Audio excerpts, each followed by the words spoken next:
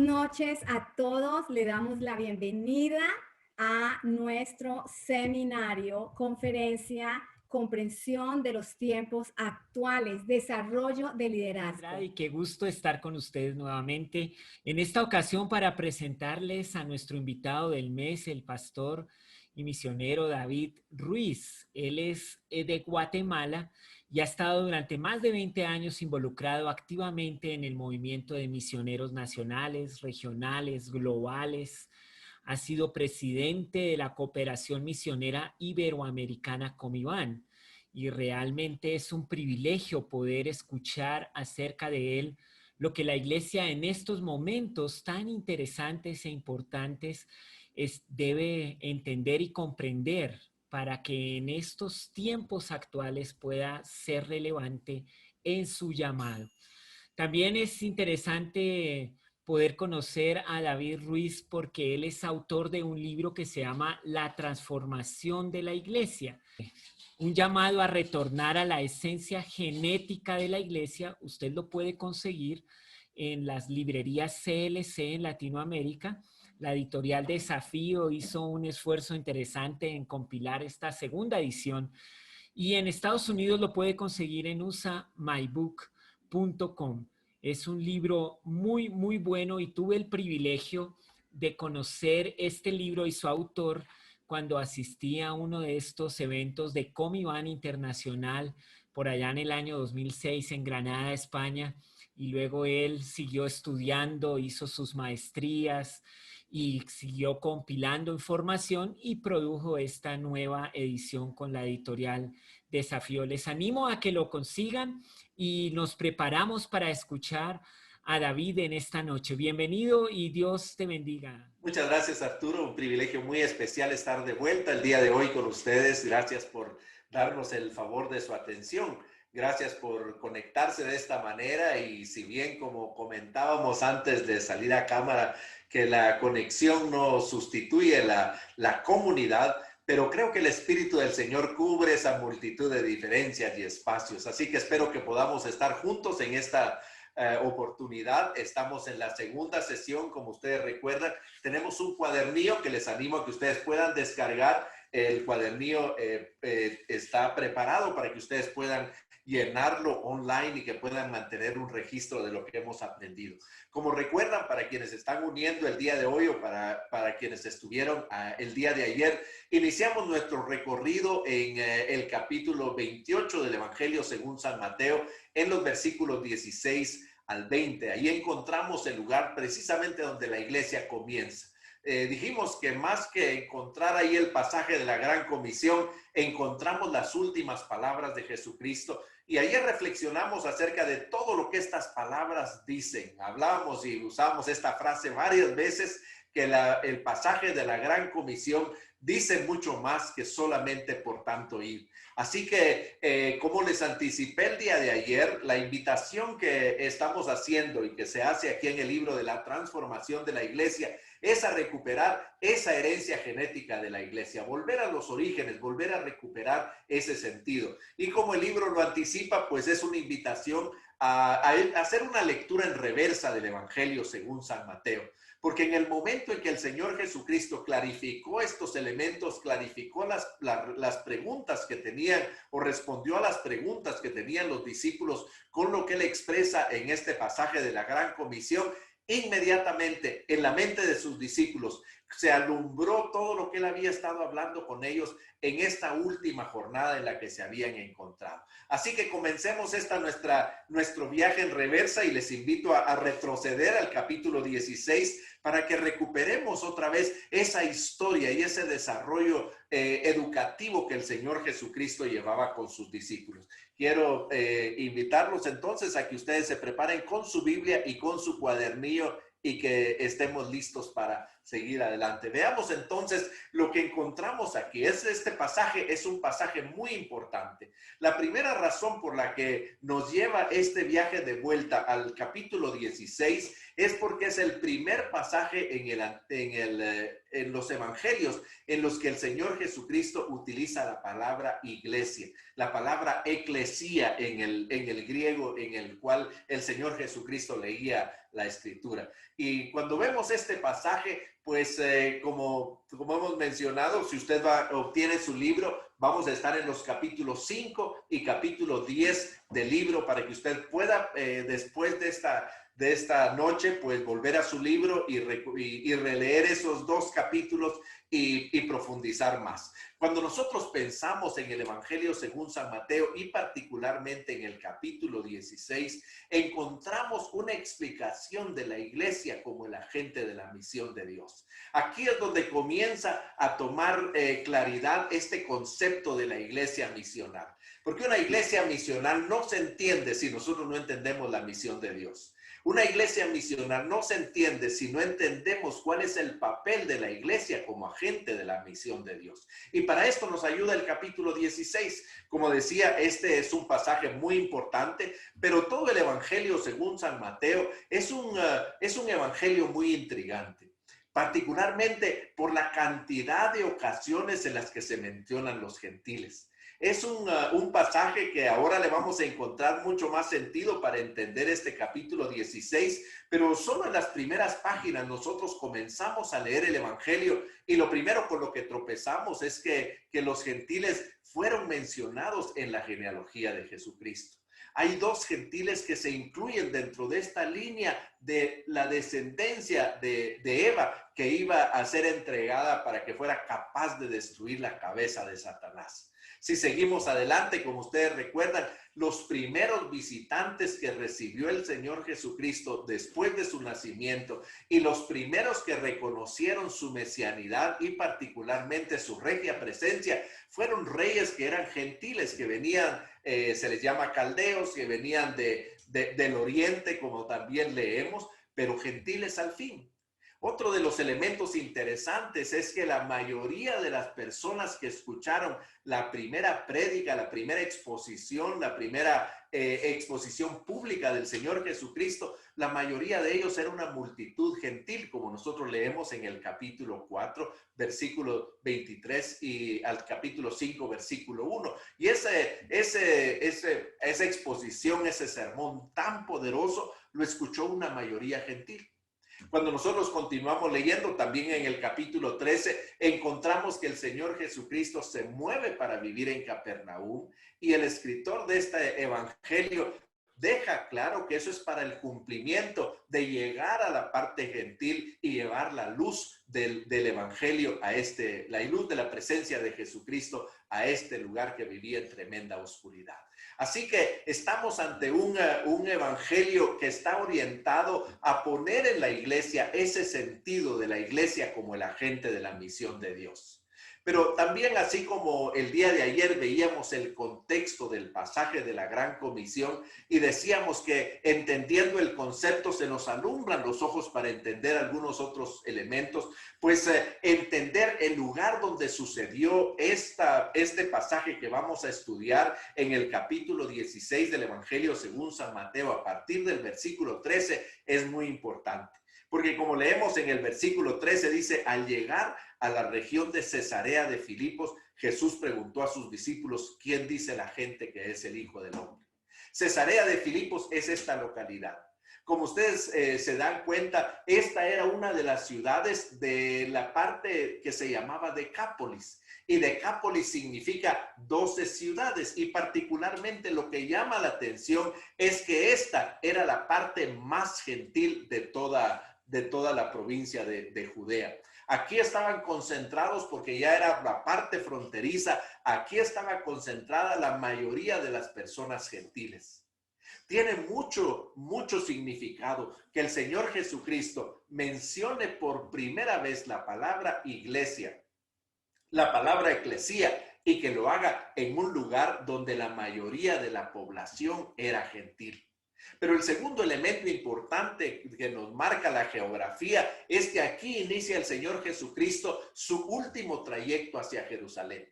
Como ustedes recuerdan, el Señor Jesucristo subió y bajó, fue de oriente a occidente, se movió mucho dentro de esto, pero aquí, luego de este capítulo 16, inicia su última jornada que le va a llevar a la semana de la pasión en Jerusalén. Estos elementos son muy importantes porque nos muestra que el Señor Jesucristo aprovecha su tiempo con sus discípulos para poder explicarles a ellos qué significa la iglesia, cuáles son los elementos fundamentales que ellos deben de recordar cuando reciban el batón de sus manos y comiencen ellos mismos a representar la iglesia y a establecer la iglesia en todos los rincones de la tierra.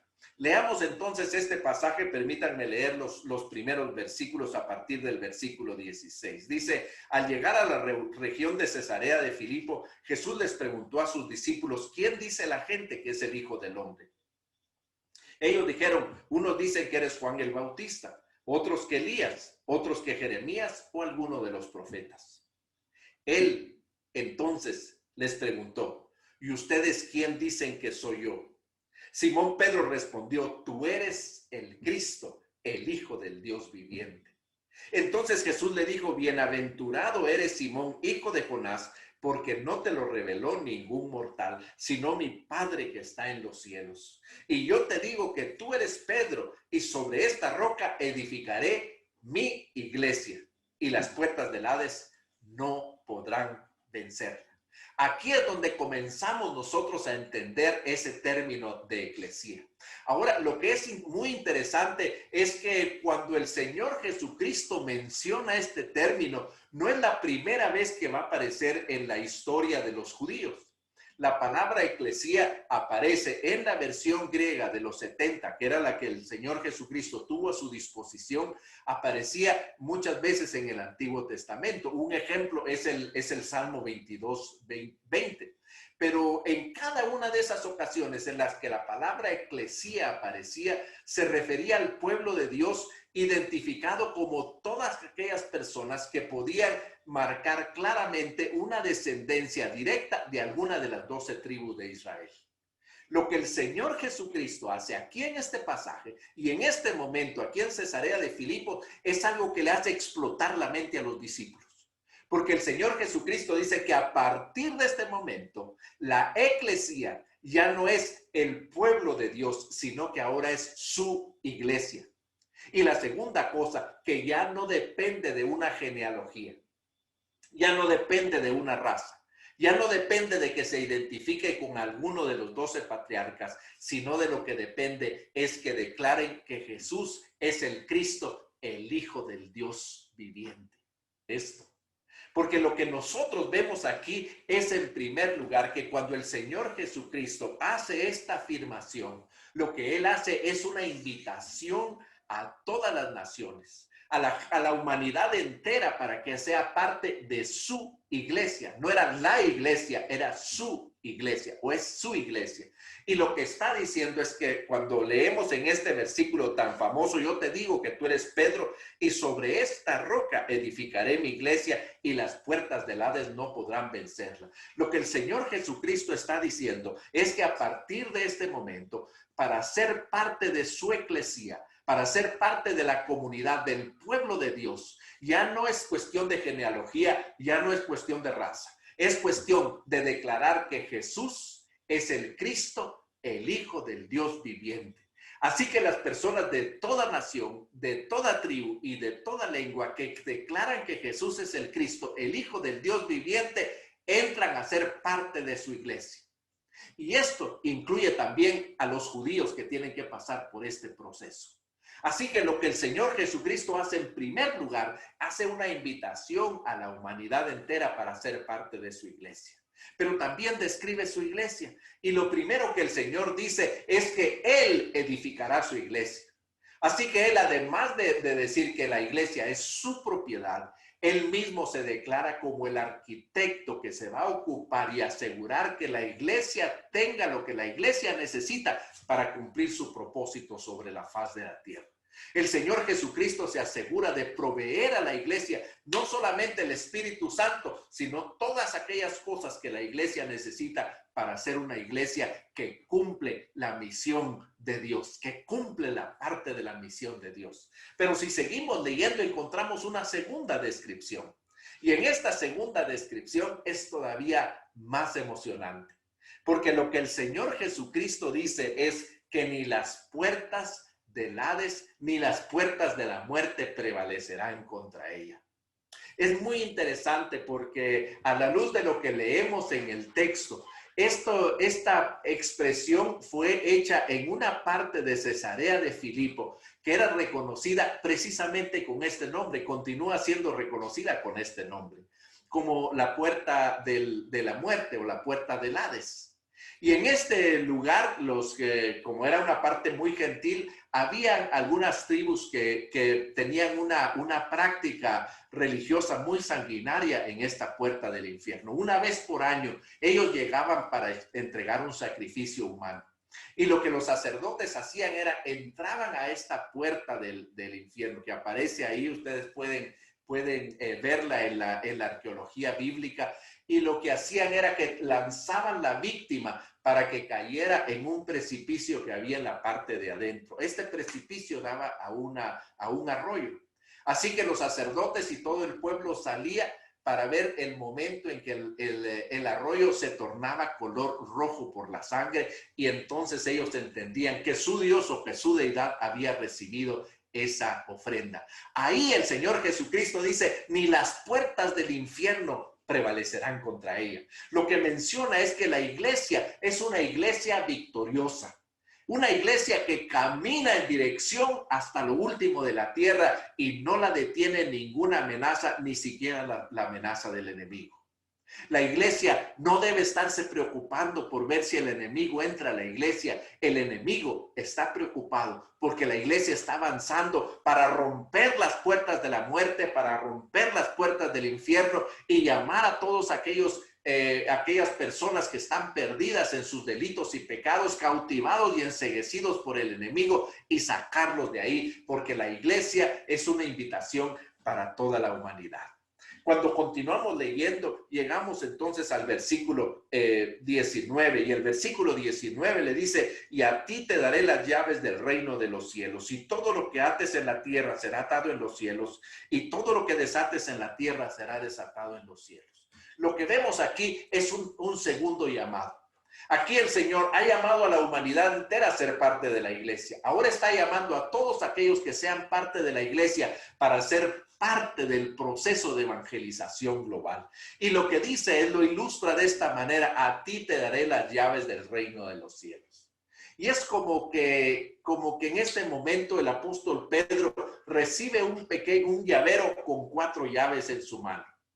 Él comienza a revisarlo y se da cuenta que la primera llave dice Jerusalén, la segunda llave dice Judea, la tercera llave dice Samaria y la cuarta llave dice gentiles hasta lo último de la tierra. Esta llave no le gusta para nada a Pedro, como sabemos.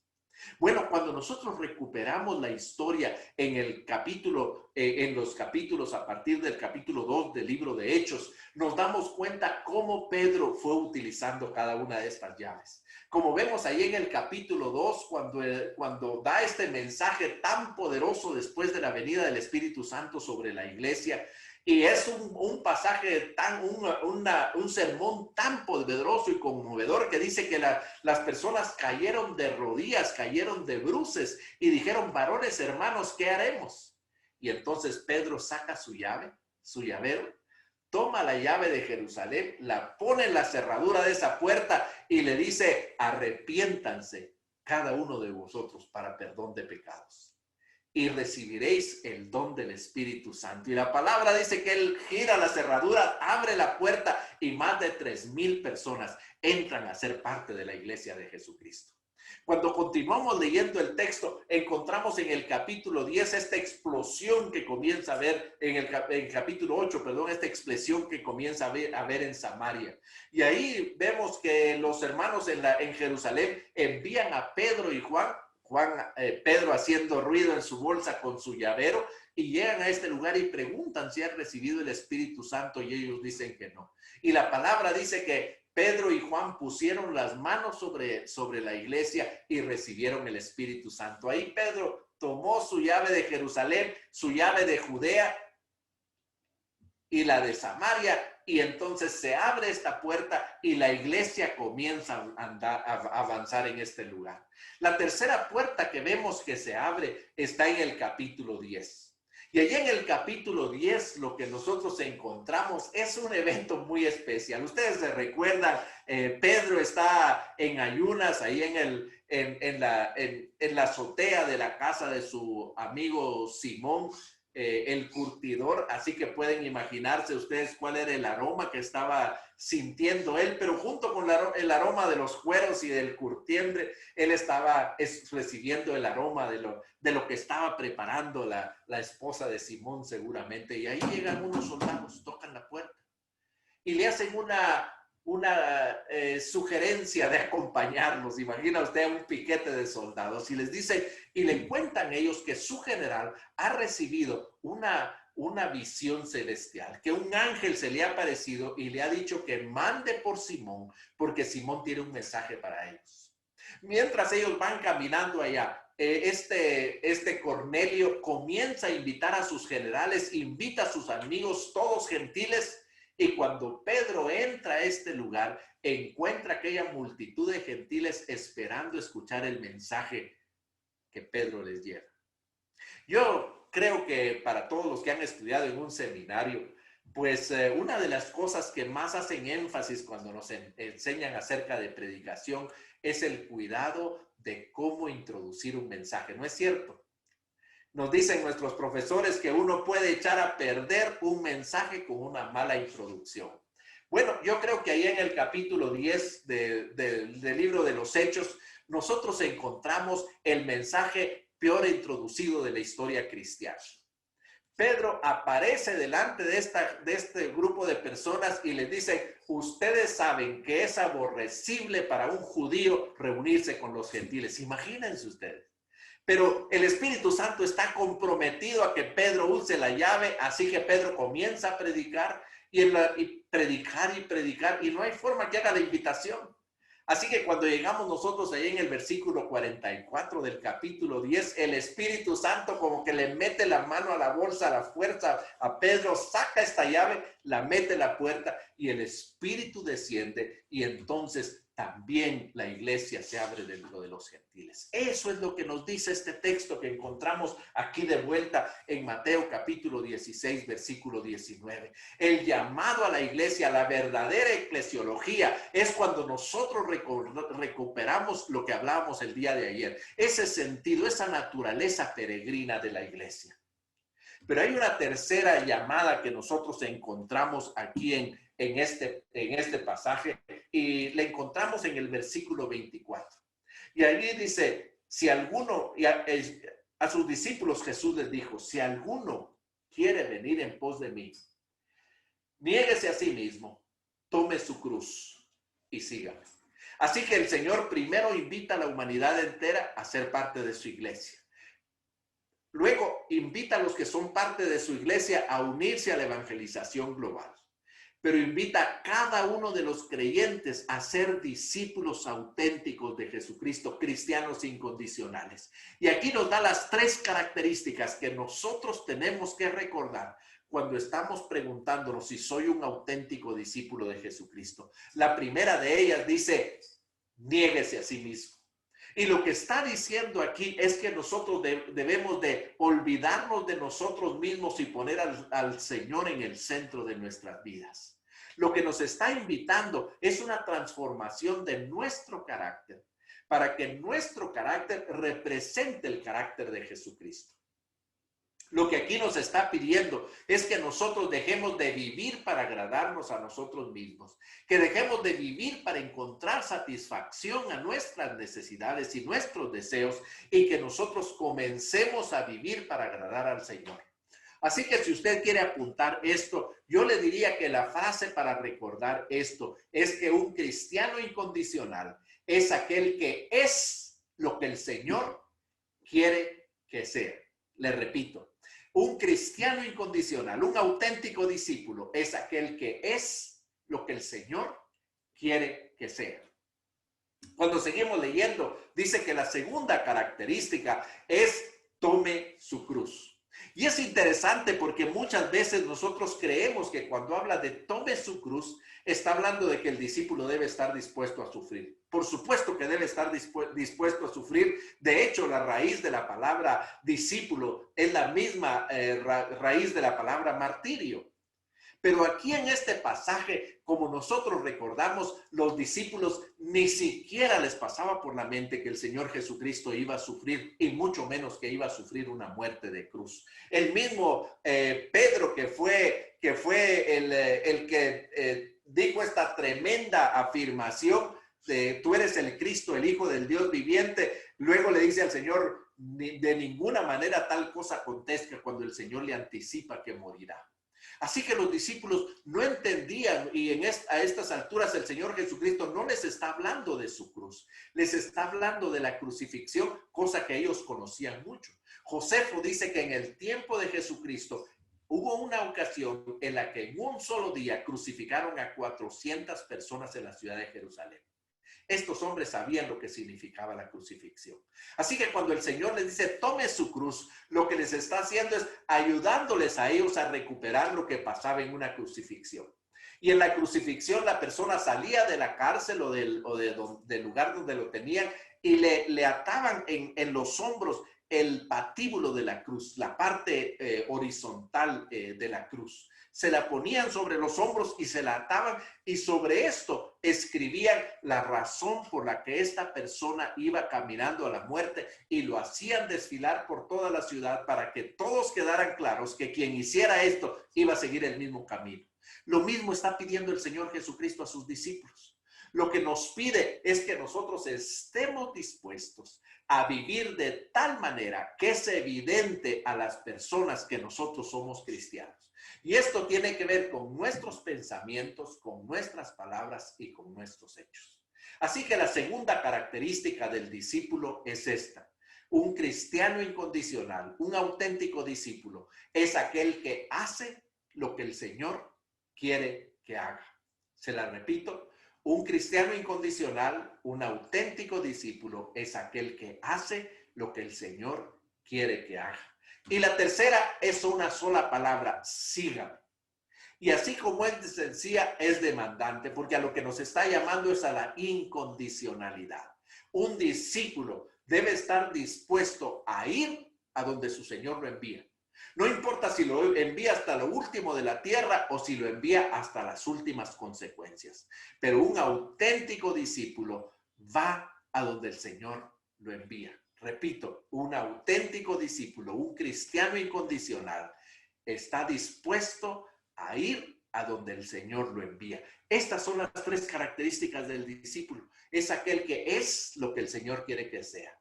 Es aquel que hace lo que el Señor quiere que haga. Y es aquel que va a donde el Señor lo envía. Así que lo que el Señor ha hecho es invita a cada uno de nosotros a que nos preguntemos a nosotros mismos si somos auténticos discípulos. Y recuérdese lo que dijimos el día de ayer. No es posible ser cristiano, ser discípulo o ser cristiano, ser llamado cristiano y no ser discípulo, porque es exactamente lo mismo. Así que con esto en mente, nosotros llegamos ahora a esta definición, podríamos decir, de lo que significa la iglesia. La iglesia es aquella comunidad de cristianos incondicionales, dispuestos a morir al yo, sufrir con gozo la pérdida de las cosas del mundo y serle obediente hasta las últimas consecuencias, tanto como hasta las últimas partes de la tierra. Cuando pensamos en esto, yo quiero preguntarle, ¿es esta su iglesia? ¿Su iglesia verdaderamente lleva adelante esta representación? ¿Verdaderamente es un auténtico discípulo de Jesucristo? ¿Está haciendo lo que el Señor quiere que haga? ¿O está haciendo lo que el Señor quiere que sea? ¿Está dispuesto a hacer lo que el Señor quiere que haga? ¿Y está dispuesto a ir a donde el Señor lo envía? Cuando nosotros vemos esto en nuestras vidas, tenemos que recuperar entonces el sentido. Así que ahora seguimos nuestra trayectoria y les invito en este momento a que nosotros vayamos al capítulo 18, donde seguimos nuestra trayectoria. Aquí en este capítulo 18 vamos a encontrar un segundo elemento de esta lección objetiva que el Señor Jesucristo está llevando con sus discípulos. Seguimos entonces ahora en los capítulos 6 y 11 de nuestro libro de la transformación de la iglesia, y quiero invitarlos entonces a este capítulo 16, y lo que vamos a ver nosotros en este capítulo 16 es una segunda información. Lo que vamos a ver ahora es este proceso de poder entender claramente qué significa una iglesia misional. Y el Señor Jesucristo les explicó a sus discípulos cuáles son esos elementos fundamentales. Ya estableció su iglesia.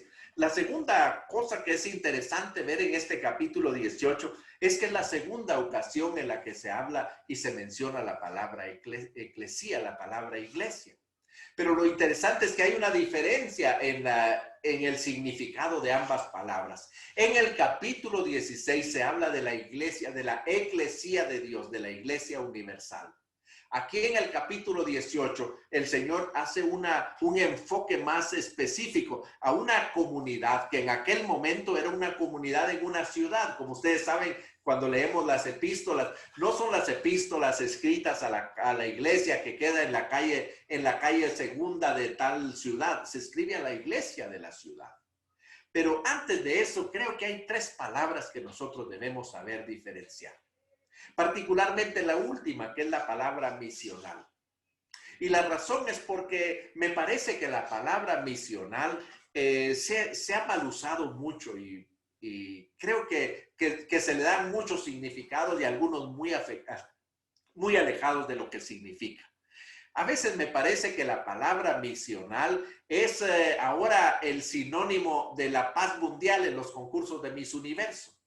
Porque allá, como recordamos, no importa lo que la candidata dice. Si al final dice la paz mundial, arranque el aplauso de todas las personas que están congregadas ahí. Lo mismo sucede ahora. Cuando nosotros decimos, no importa qué hagamos, pero si decimos somos una iglesia misional, pareciera que estamos entrando a ese club de las iglesias especiales. Tenemos que entender bien ese término y para entenderlo mejor, necesitamos entender el primero, que es la palabra misión.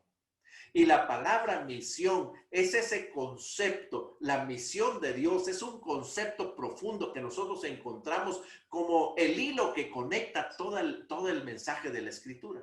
Lo encontramos desde las primeras páginas y lo vemos representado en las últimas páginas y en todas las que hay entre medio. Porque la misión es ese concepto de ver a la iglesia como un pueblo enviado, como un pueblo que es parte de la misión de Dios. Así que la misión es ese macro llamado esencial e integral de la iglesia como pueblo de Dios. Es un llamado que es superior a lo que nosotros somos, es superior a nuestro concepto local, es un llamado a la iglesia universal porque es la iglesia de Jesucristo. Pero cuando nosotros vemos, en realidad es un llamado trinitario. Y quiero invitarlos, si pueden acompañarme ahí a Lucas capítulo 24, particularmente donde comenzamos en el versículo 46, que me parece que es una explicación muy clara y muy sencilla para entender esto de la Trinidad enviadora. Dice, así está escrito y así es necesario. Cuando dice así está escrito y así es necesario, tenemos que recordar el contexto que está hablando de toda la Biblia. Lo que dice es que la misión comienza en el corazón de Dios. Y cuando comienza en el corazón de Dios, lo que vemos es que está impregnada en cada una de las páginas de la Biblia, porque la Biblia habla de ese amor de Dios que decide ir hasta el límite de entregar a su propio Hijo por la salvación del mundo. Así que es la Trinidad enviadora porque comienza en el corazón de Dios, pero continúa cuando el Padre envía al Hijo, y es lo que continuamos leyendo en el versículo 46, cuando dice, y era necesario que el Cristo padeciera y resucitara de los muertos al tercer día. Solo Jesucristo podía morir en la cruz del Calvario en propiciación por todos los pecadores. Y solo Él podía levantarse a sí mismo, porque Él mismo lo dijo, no me quitan mi vida, yo la doy y yo la vuelvo a tomar. Así que el segundo paso, luego de que comience en el corazón de Dios, es que el Padre envía al Hijo para que cumpla estas dos tareas. Pero seguimos leyendo, dice, y que en su nombre se predicara el arrepentimiento y el perdón de pecados en todas las naciones, comenzando desde Jerusalén, y de esto ustedes son testigos. Aquí es la segunda parte, cuando el Hijo envía a la iglesia, que es lo que estudiamos el día de ayer, y continúa cuando el Padre y el Hijo envían al Espíritu Santo sobre la iglesia.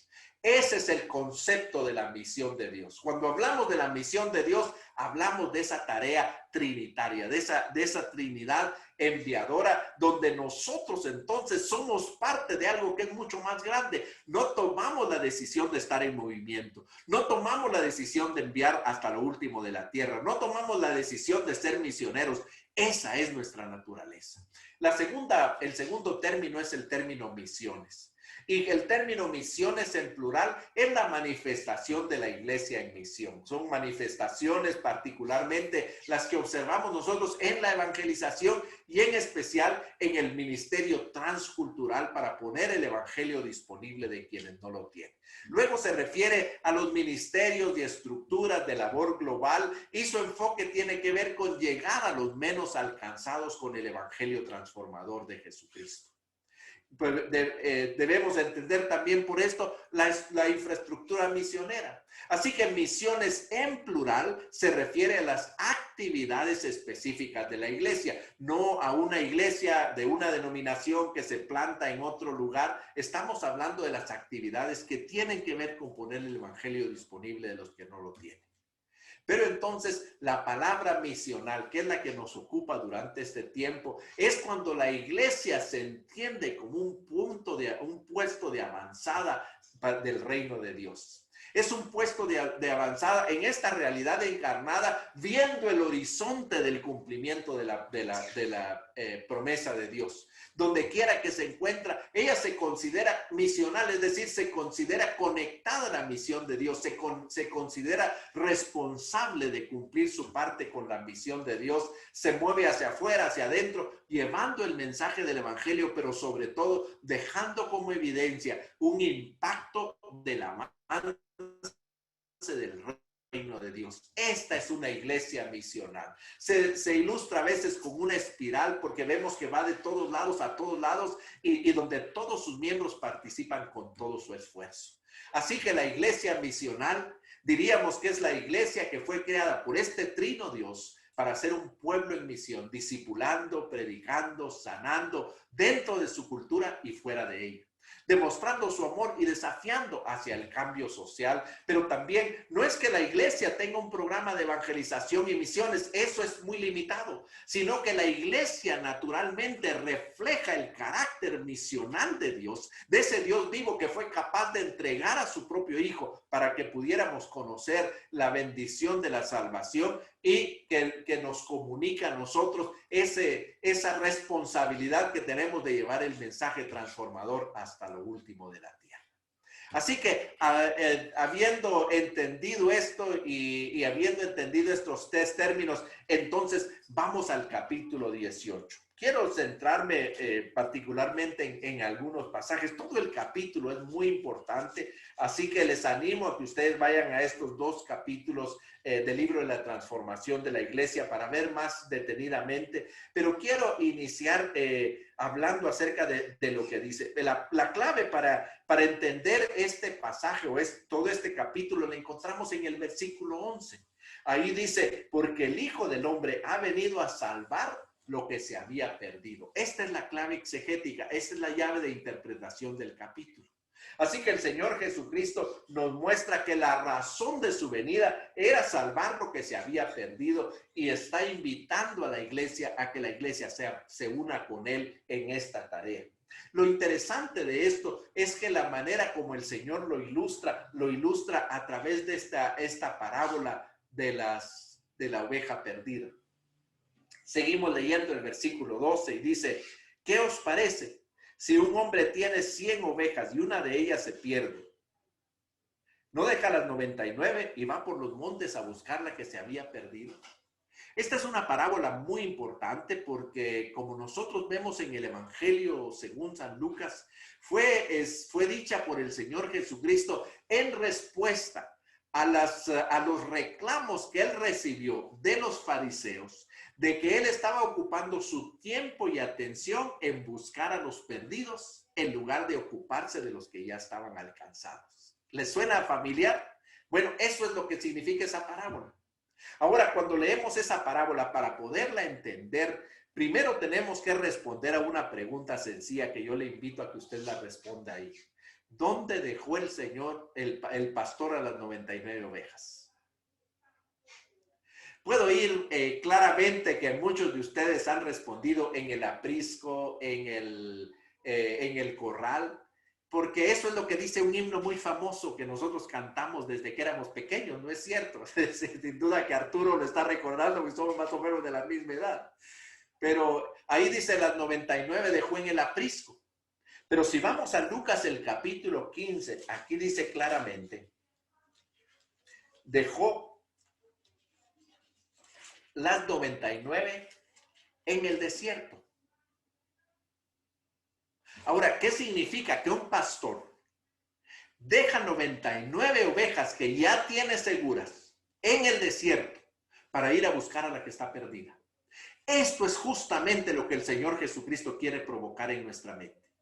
Lo que Él quiere es sacudir a los miembros para entender el valor de los perdidos. Esto es lo que nos está mostrando aquí. ¿Cuál es el valor de los perdidos?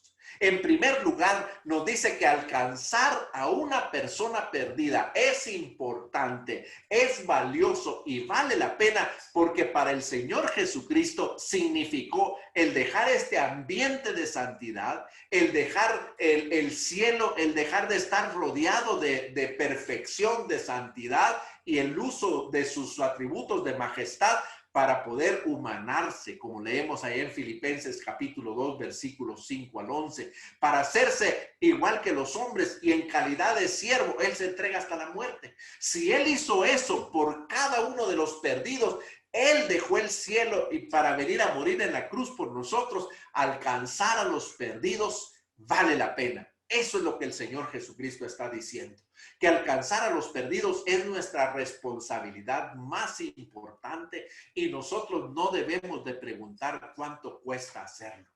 No podemos entrar en esa dificultad de decir que no podemos hacer misiones porque tenemos que construir el segundo nivel de la iglesia. Que no podemos enviar misioneros ni sostener misioneros porque nuestro presupuesto no nos da, que cuando seamos 1000 lo vamos a hacer, llegaremos a 1000 y 2000 y nunca lo vamos a hacer, porque si no entendemos que alcanzar a los perdidos es la tarea más importante de la iglesia, nosotros estamos despreciando el hecho de que el mismo Señor Jesucristo dejó el cielo y vino a la tierra para alcanzarnos a nosotros. La segunda cosa que cuando vemos lo de la oveja perdida, lo que dice es que alcanzar a los perdidos es la voluntad de Dios. Es lo más importante que nosotros hacemos. Y el hecho de que este pastor haya dejado las 99 ovejas en el desierto no significa que sea un tonto. Significa que él entendía el valor de la oveja perdida. Porque cuando vemos este pastor de pronto cuenta sus ovejas y se da cuenta que falta una, él no dice, bueno, todavía me quedan 99. Déjeme decírselo de esta manera. Hace algunos años, cuando nuestros hijos estaban pequeños, tenemos 3 hijos, cuando estaban pequeños, pues fuimos a un centro comercial, a un supermercado, y estábamos haciendo la compra, y ya saben, esto uno empuja la carreta, y ahí estamos discutiendo qué marca vamos a llevar y qué tamaño, en fin, todas estas cosas. De pronto, uno de nuestra hija más pequeña desapareció, no la encontrábamos. Y comenzamos a llamarla, a buscarla alrededor. Cuando no la encontramos, nos entró la ansiedad y la preocupación. Y comenzamos a pedir auxilio, así que comenzaron a llamarla ahí por el altoparlante. Seguridad comenzó a buscarla por todos lados y nosotros no encontrábamos a nuestra hija. Imagínense que llegaron las 10 de la noche y entonces dice el gerente del supermercado, mire, nosotros cerramos a las 10 de la noche. Así que yo llego con mi esposa, Me acerco a ella y de la manera más amorosa posible, expresándole mi sensibilidad profunda en ese momento, la tomo de los hombros y le digo, mi amor, tenemos que irnos a casa porque ya van a cerrar el supermercado. Mi esposa dice, pero nuestra hija pequeña está perdida. ¿Cómo nos vamos a ir si no la hemos encontrado? Y entonces el amoroso esposo la toma de los hombros y le dice, mi amor, no te preocupes, todavía nos quedan 2 hijos. ¿Qué se imagina usted que hubiera dicho mi esposa?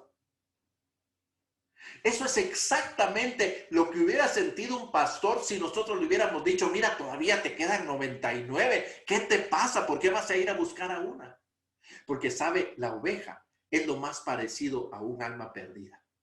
La oveja, como usted sabe, es un animal completamente indefenso. No tiene colmillos. No tiene una coraza que la proteja contra sus enemigos, contra sus depredadores. En lugar de eso, tiene lana que con mucha facilidad se enreda en los arbustos y ella muere ahí colgada de un arbusto. Tampoco tiene garras para defenderse, tiene pezuñas. Y adicionalmente, la oveja es miope, así que cuando ve movimiento se asusta y comienza a correr en cualquier dirección y puede despeñarse y perderse con facilidad.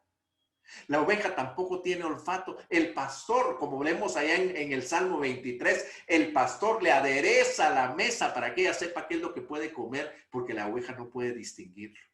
Ese pastor, parado delante de sus 99 ovejas, sabe que esa oveja, si él no la encuentra, es una oveja muerta. Eso es lo que nos quiere decir. Así que lo que nos dice es que ese pastor comienza a caminar en dirección a encontrar a la oveja por una razón muy importante, porque alcanzar a los perdidos es la voluntad de Dios. Y el pastor lo hace, y como dice en Lucas, hasta encontrarlo. Porque alcanzar a un alma perdida cuesta más que mantener a 99 que ya han sido salvos. Pero cuando leemos el pasaje dice que fue por los montes a buscar a la que se había perdido. Él no dijo, bueno, voy a caminar 100 metros para allá, 100 metros para allá, 100 metros para allá y 100 metros para atrás. Y si la oveja no aparece, su problema, ¿no? Él va a buscarla y el único fin satisfactorio es alcanzarla. Y esto, si bien el ir a buscarla y dejar las 99 nos habla del valor, esto nos habla a nosotros de algo muy importante, del esfuerzo que requiere alcanzar a los perdidos. Este pasaje el Señor nos dejó dicho que lo más importante que la iglesia local hace es buscar a los perdidos donde los perdidos están. No estar esperando en la puerta de la iglesia para darle la bienvenida cuando llega, porque no van a llegar. El pastor no se pone a decir, bueno, oveja, nos vamos en 5 minutos. Si no vienes ahora, te pierdes. No, es lo mismo que nosotros hacemos ahora. Lo que nos está mostrando es que la iglesia existe para poner el evangelio, para buscar a los perdidos donde los perdidos están y darles la buena nueva, que el Señor Jesucristo murió y resucitó por los pecados de ellos y que ahora ellos pueden alcanzar la vida eterna. Por eso es que nosotros existimos, para eso es que nosotros existimos. Ahora, cuando pensamos en esto, ¿qué recursos tenemos? Este mismo capítulo nos habla de los recursos y yo creo que estoy a punto de darle a usted los 3 versículos que encabezan mi lista de versículos más usados fuera de contexto. Yo no sé si el pastor Otremba y el pastor Andrade, y los pastores Garzón tienen su lista de versículos más usados fuera de contexto. Yo tengo mi lista y estos 3 versículos son los que le encabezan. Los encontramos ahí en los versículos 18, 19 y 20. Los leo para ustedes. Dice, de cierto os digo que todo lo que aten en la tierra será atado en el cielo, y todo lo que desaten en la tierra será desatado en el cielo.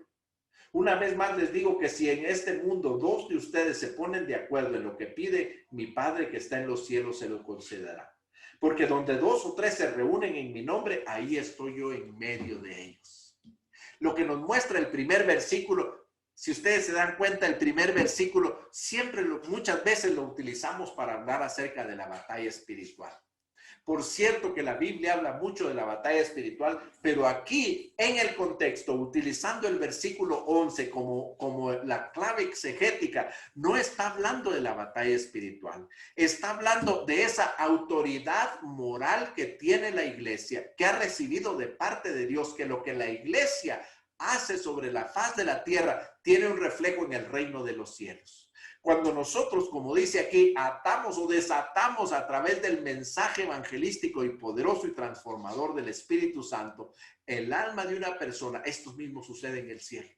La iglesia cuenta con una autoridad moral, así que puede caminar con seguridad en dirección a los gentiles.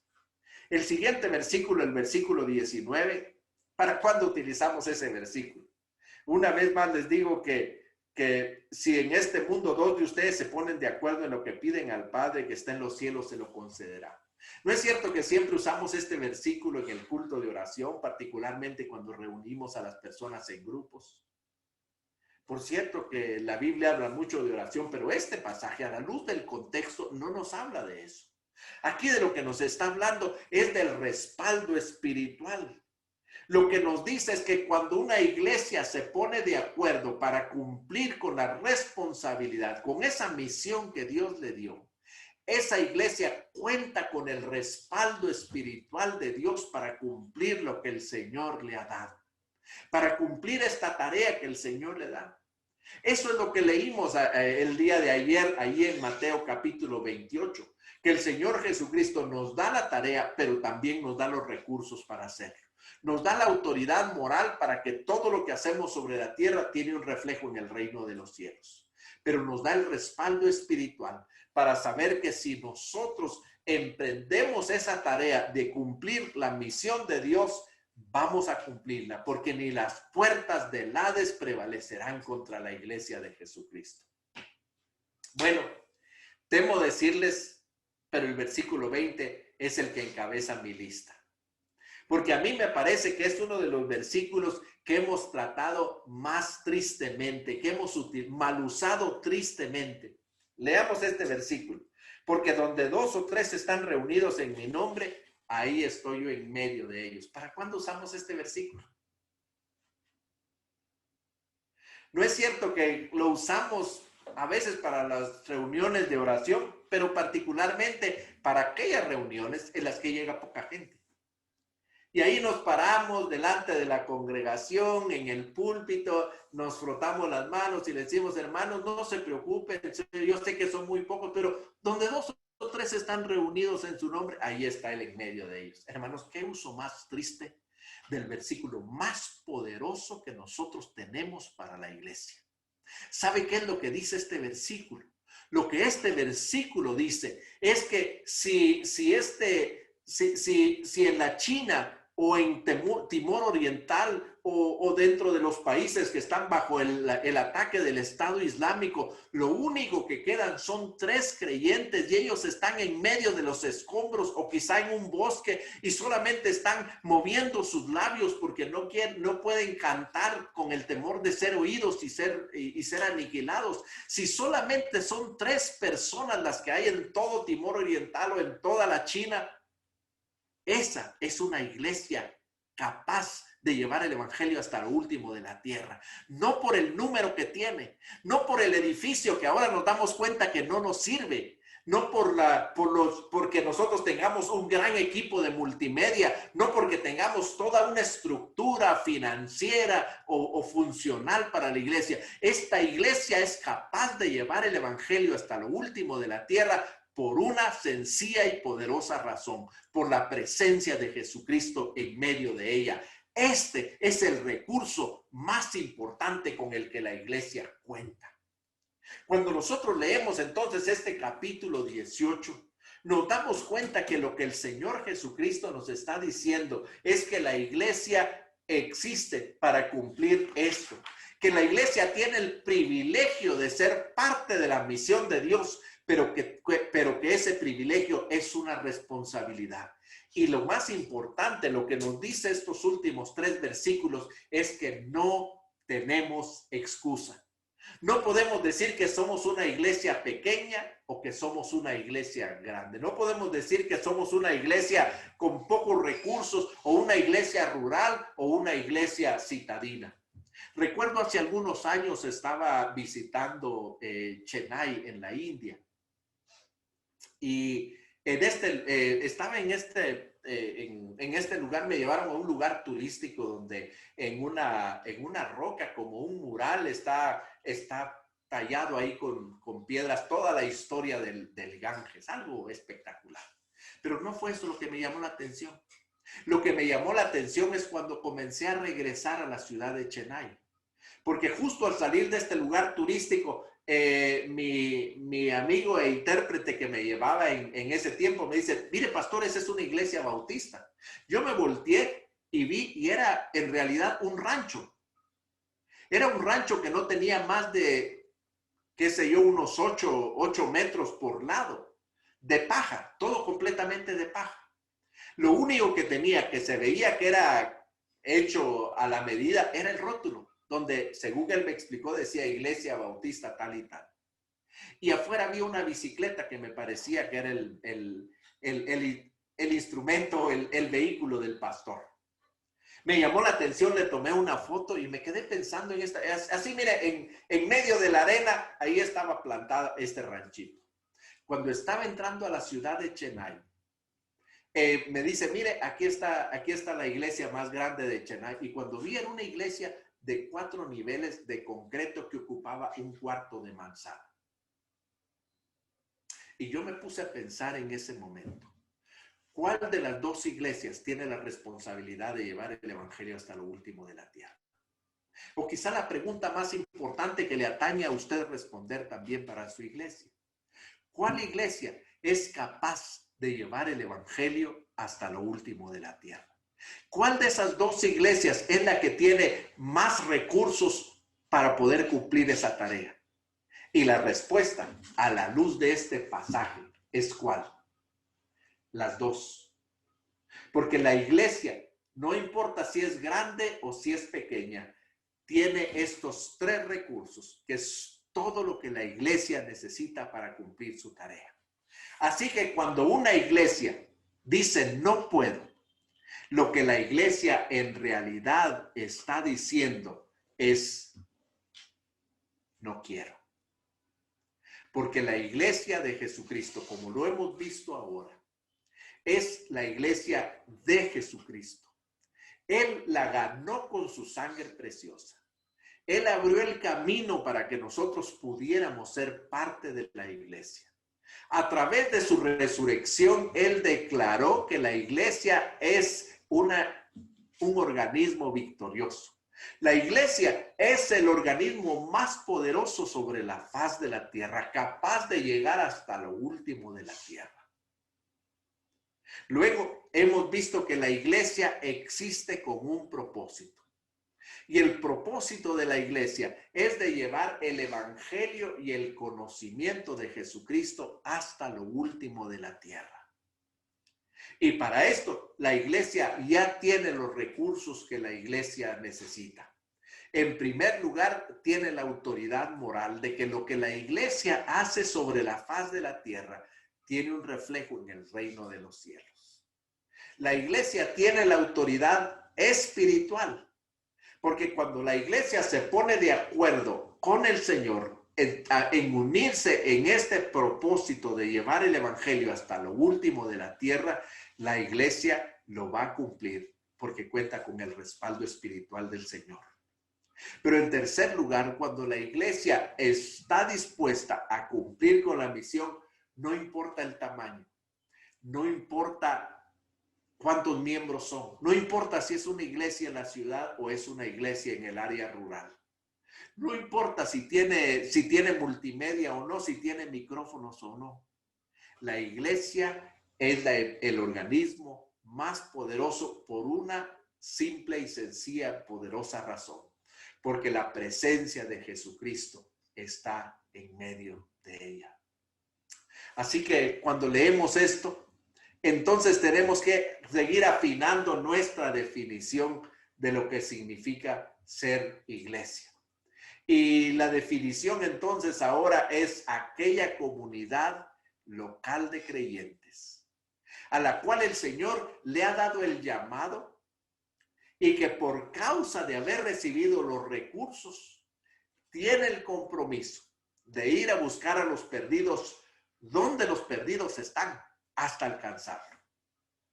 Le invito que ahí donde usted está, lea junto conmigo esta declaración, que es la declaración de lo que es la Iglesia de Jesucristo. Leamos juntos. La Iglesia de Jesucristo es aquella comunidad local de creyentes a la cual el Señor le ha dado el llamado y que por causa de haber recibido los recursos tiene el compromiso de ir a buscar a los perdidos donde los perdidos están hasta alcanzarlo. ¿Está usted listo para decir amén a esto?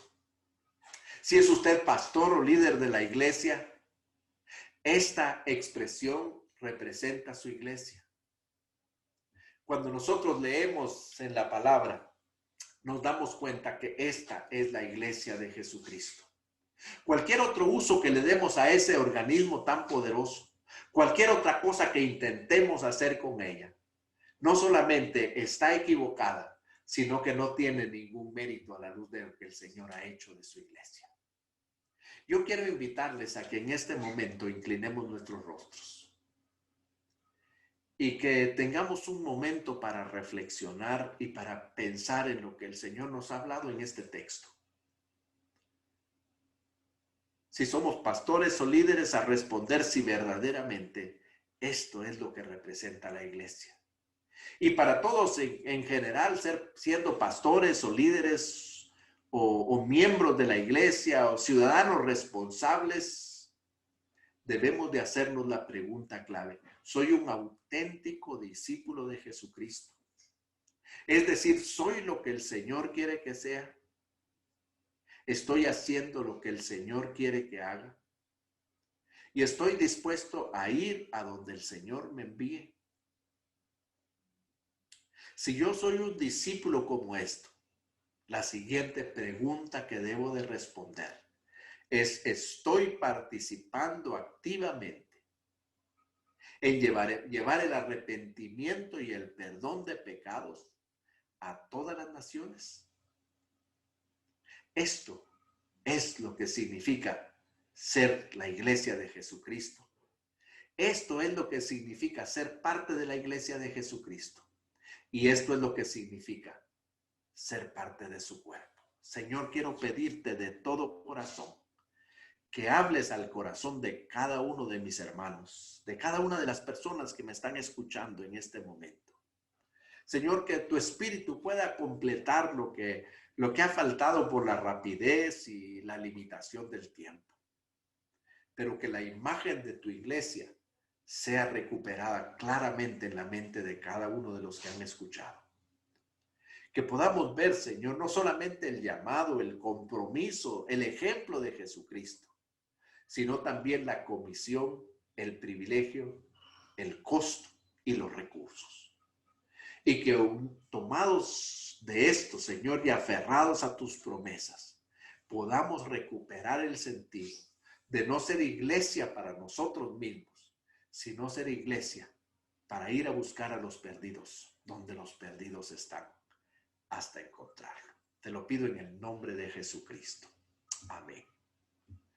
Como habíamos prometido el día de ayer, pues tenemos un tiempo de preguntas y respuestas. Hay algunas preguntas aquí en la pantalla que quiero animarle a que usted las copie y que usted las pueda tener en su mente y para su reflexión después de esta reunión. No tenemos la oportunidad de reunirnos en grupo para discutirla, pero quiero devolver el micrófono ahí a la pastora María Inés para que nos dirija en este tiempo de preguntas que habíamos prometido el día de ayer. El llamado que usted hace o que nos hace el Evangelio es a morir a nosotros mismos, tomar la cruz y poder hacer la tarea. ¿En qué momento la iglesia se centró en sí misma y dejó de cumplir esta misión. Podríamos decir que es parte de estos resabios del constantinianismo que nosotros llevamos. En ese momento, si nosotros seguimos la historia, y quiero recomendarles un fabuloso libro que se llama El crecimiento de la iglesia, ya está en español, el autor es Rodney Stark. Él hace una proyección acerca del crecimiento de la iglesia en los primeros 3 siglos. La iglesia durante los primeros 3 siglos estuvo creciendo sostenidamente un 10% cada 40 años. Y esto hizo que la iglesia creciera de ser un puñado, como él reconoce, un puñado de personas allá en el capítulo 2 del libro de los Hechos, hasta llegar a ser el 56% del Imperio Romano para el año 325. Así que cuando Constantino llega al trono, Constantino no le hace un favor a la iglesia, él se hace un favor a sí mismo cuando él declara la religión oficial como la religión cristiana como la religión oficial, cuando le quita la persecución. Pero a partir de que la iglesia se estructura, a partir de que la iglesia comienza a establecer una pirámide donde comienza a gestarse la autoridad, vemos cómo la iglesia comienza a perder el sentido. Vemos muchos de los padres apostólicos que abogaron por retornar otra vez a esta iglesia. Así que ahí comienza este proceso, cuando nosotros desconectamos la iglesia de comunidad y la volvemos una institución. Pero adicionalmente creo que a través de la historia, Martín Lutero hizo una tremenda contribución al ayudarnos a recuperar los valores esenciales de los que hemos estado hablando. Pero creo que además de eso, nosotros nos olvidamos de estos de 3 de los 5 elementos que mencioné el día de ayer. El primer elemento, que la iglesia es una iglesia peregrina. Cuando nosotros creemos que una iglesia está creciendo y creemos que entonces es el tiempo de construir un nuevo templo, un templo más grande, nos equivocamos. Porque en el capítulo 8 del libro de los Hechos nos damos cuenta que cuando eso comenzó a suceder en Samaria, el ángel viene y le dice a Felipe que es tiempo de salir. Así que la iglesia olvida eso. En segundo lugar, creo que la segunda cosa es cuando la iglesia se olvida de discipular. Cuando la iglesia no produce a cristianos incondicionales, sino solamente conversos. Y creo que eso es algo que nos ha afectado a Latinoamérica, porque en la forma como recibimos el evangelio, pues creo que particularmente en ese crecimiento explosivo fue un evangelio individualista. Yo tomo mi decisión personal por Jesucristo y es una decisión que me atañe a mí. No, el Señor nos invita a ser parte de su cuerpo con todas las implicaciones. Y la tercera cosa, se nos olvidó a nosotros que la cosa más importante o las cosas más importantes que la iglesia hace suceden cuando la iglesia no está reunida, cuando la iglesia sale de sus 4 paredes. Creo que eso es lo que ya nos corresponde a nosotros dar cuentas, porque estas últimas 3 cosas nosotros hemos sido negligentes, particularmente en América Latina. Y mi observación en América Latina es que cuando la iglesia era pequeña y estaba en persecución, pues nuestro método era evangelizar y hacer discípulos.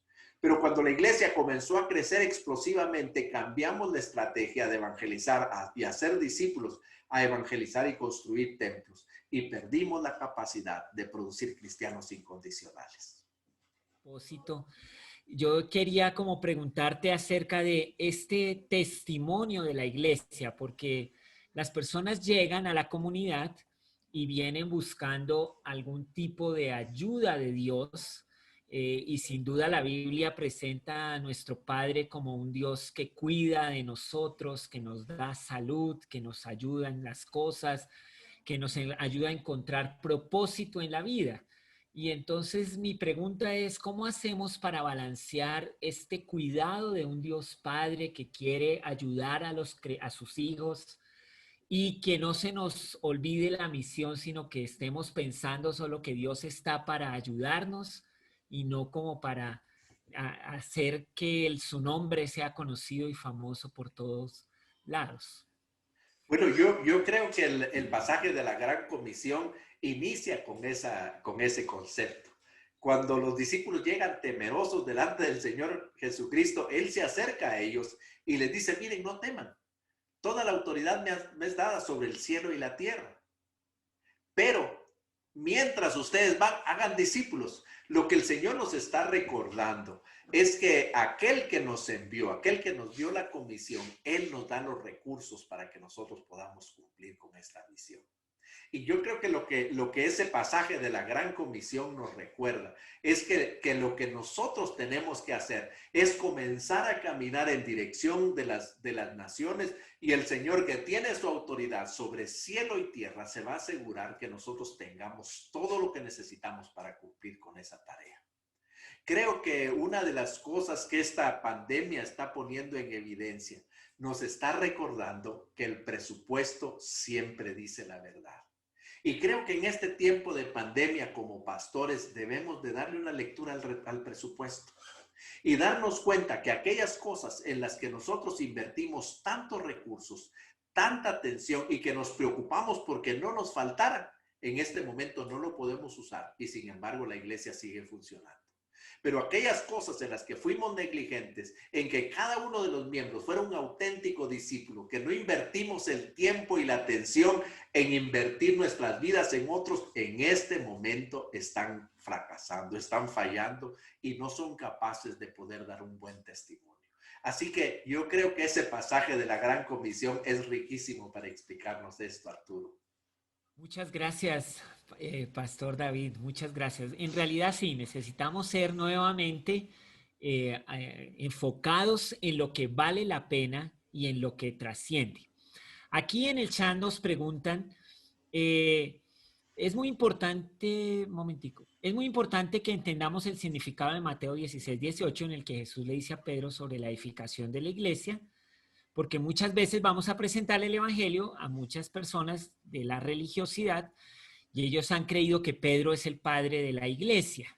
Entonces, pero yo creo que también algunos cristianos no entienden muy bien ese pasaje. ¿Y cómo podemos evadir ser como misionales, entendiendo como un evento y más bien transferir el énfasis a formar creyentes misionales? ¿Qué dices a eso?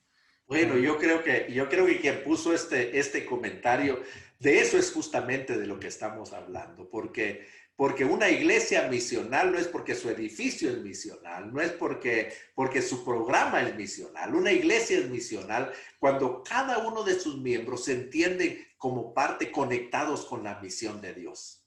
Si Dios envió a su Hijo para morir en la cruz del Calvario y resucitar, y su Hijo envió a su iglesia, que soy yo y que eres tú, y que es la persona que escribió esto. Si Él envió a su iglesia para que nosotros fuéramos parte de esta misión, entonces ser misional es cuando nosotros estamos conectados con esa misión de Dios. Entonces creo que lo que esto nos ayuda es que cada uno de nosotros debemos hacernos esas preguntas. Muchas veces como Chris Wright, que escribió esa Magnus Opus, que es la misión de Dios, él dice que nosotros nos equivocamos de las preguntas que nos hacemos.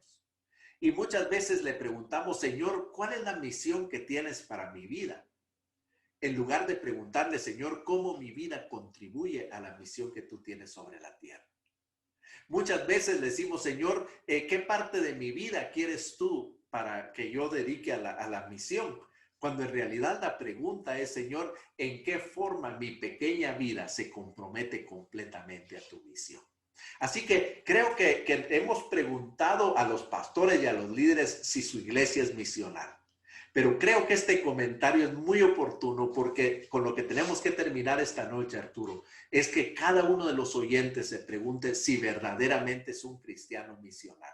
Y esto significa, si él se entiende conectado a esta misión que recibimos de la mano del Señor Jesucristo, para que mientras nosotros estamos avanzando, sea como pastores, sea como líderes, sea como ciudadanos responsables, sea como en cualquiera que sea el lugar y en cualquier momento, nosotros debemos ser participantes activos de la misión de Dios, de esa misión que hizo que Dios enviara a su propio Hijo y que formara su propia iglesia y que pusiera esta piedra tan maravillosa sobre la que se edifica que cualquiera que confiesa que Jesús es el Cristo, el Hijo del Dios viviente, es parte de la iglesia y es parte de la misión. Yo no quisiera dejar de mencionar un versículo que para mí es maravilloso. Lo encontramos justo en la última página del libro del Apocalipsis. Ahí cuando leemos en Apocalipsis capítulo 22, hay una figura que nos presenta ahí que quisiera recuperar para que pudiéramos entender de qué se trata esto. Dice este pasaje aquí a partir del versículo 16. Yo, Jesús, he enviado a mi ángel para que les dé a ustedes testimonio acerca de estas cosas que tratan de las iglesias. Yo soy la raíz y el linaje de David, la estrella resplandeciente de la mañana. Y el espíritu y la esposa dicen, ven. Y el que oiga, diga, ven. Y el que tenga sed, venga. Y el que quiera, tome gratuitamente del agua de la vida. Este pasaje es un pasaje que nos explica qué significa ser misional. Lo que muestra aquí es que el Espíritu y la iglesia están diciendo a las cuatro esquinas del mundo, ven, ven, ven, para invitar a las personas que tomen el agua de vida. Pero lo que dice es que cualquiera que tome el agua de vida tiene la responsabilidad de unirse a ese coro y seguir gritando, ven, ven, ven, para que ese coro siga siendo mayoritario y llegue hasta lo último de la tierra. Cuando nosotros, como dice un autor, Engels Viken, es imposible que nosotros seamos miembros de la iglesia y discípulos de Jesucristo sin ser participantes activos de la misión. Quisiera leer algo y hacer una pregunta después. Uno de los participantes escribe, yo agregaría el comentario del pastor que cuando cada uno de nosotros decimos no puedo, en realidad estamos diciendo no quiero. El pastor habla de la iglesia, pero realmente cada uno de nosotros como creyentes debemos pensar en ese sentido. ¿Quiero o no quiero? ¿Quiero o no quiero? Hacerse la pregunta, está diciendo el comentario. Y mi pregunta tiene que ver con, tiene que ver con su ilustración. Usted habló sobre el pastor deja las 99 y va y busca la una. Y cómo puede la iglesia avivar de nuevo su pasión por alcanzar al perdido, porque es algo que la iglesia ha perdido, es su misión, su visión. Podríamos decir, es claramente, terriblemente claro en cuanto a esto. Nos dice, poniéndolo de otra manera, tal vez volteando un poco el argumento, Carlos, yo diría que lo que esto muestra es que cuando una iglesia no está comprometida con la misión de Dios, está despreciando el sacrificio de Jesucristo porque no entiende el valor de que el Hijo de Dios dejó el cielo para venir a morir por mí y por aquellos que están muertos sin conocer a Jesucristo. Que no entiende la responsabilidad que nosotros tenemos y que no entiende la presencia del Espíritu Santo en la vida de cada creyente para saber que aun cuando los 99 se quedan en el desierto, cada uno de ellos cuenta con el Espíritu Santo, que tiene todos los recursos que necesitan para saber qué hacer, mientras nosotros nos ocupamos de los perdidos. Pero creo que cuando una iglesia no lo hace, se olvida que hubieron iglesias que sí lo entendieron claramente y que si no hubiera sido por ellas, nosotros nunca hubiéramos conocido el Evangelio. Que la bendición que nosotros recibimos ahora la debemos llevar hasta lo último de la tierra.